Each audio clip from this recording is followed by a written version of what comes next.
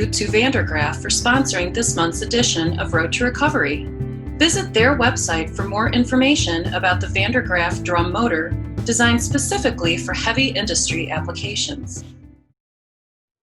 Hey there, Kevin Yannick, again with Pit and Quarry Magazine. Pleased to be joined once again by David Chereb of SC Market Analytics. David, of course, can be read in each issue of Pit and Quarry, and we've been doing these videos for a few months now, David, and again, appreciate you joining us here today. Well, I'm glad to be here, Kevin.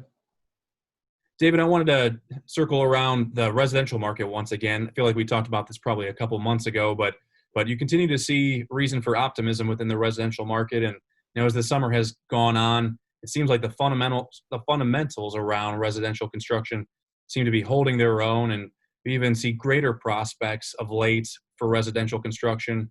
In fact, I think in your latest forecast, you talked about 16 to 17% growth over the next couple of years as you look into the year 2022. So I wanted to ask you again, what is it you're seeing within the residential market that's giving you confidence that if you're an aggregate producer, that's a market you can continue to count on in the next year and into 2022 and beyond? Well, it comes down to one thing: record low mortgage rates. That's the big driver. It's mortgage rates 3% and under. It's a phenomenal time to be able to get a mortgage. So that's number one. That really does make it much more affordable to many more people. Second, a lot of people still have funds for down payments. And third, we have some pent-up demand because we've been underbuilding for a long time, trying to catch up. And now the COVID thing took another big hit with the market, and residential market temporarily slowed down. But the prices have held so far. They're still going up.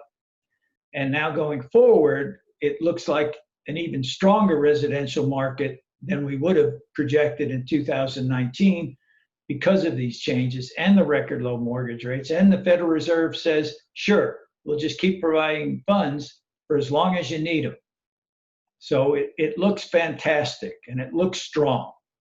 Also, the changes going from urban to suburban or going from crowded cities to less crowded areas is another driver. So we should start to see lots of new extra demand because of migration pattern changes, and not just in the South, but even, for instance, some people leaving New York City and going to Long Island.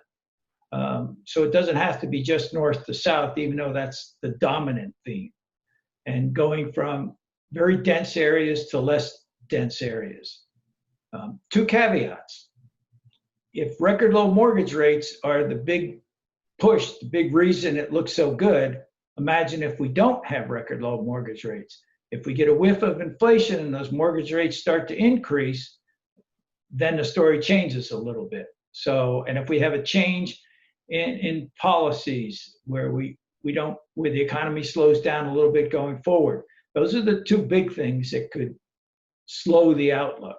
But right now, it looks very strong. Yeah, I can't agree more. Our family, we actually moved this year.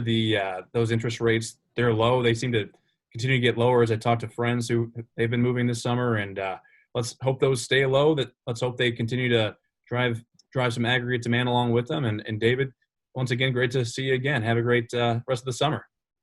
Thank you. Thank you to Vandergraaf for sponsoring this month's edition of Road to Recovery. Visit their website for more information about the Vandergraaf drum motor designed specifically for heavy industry applications.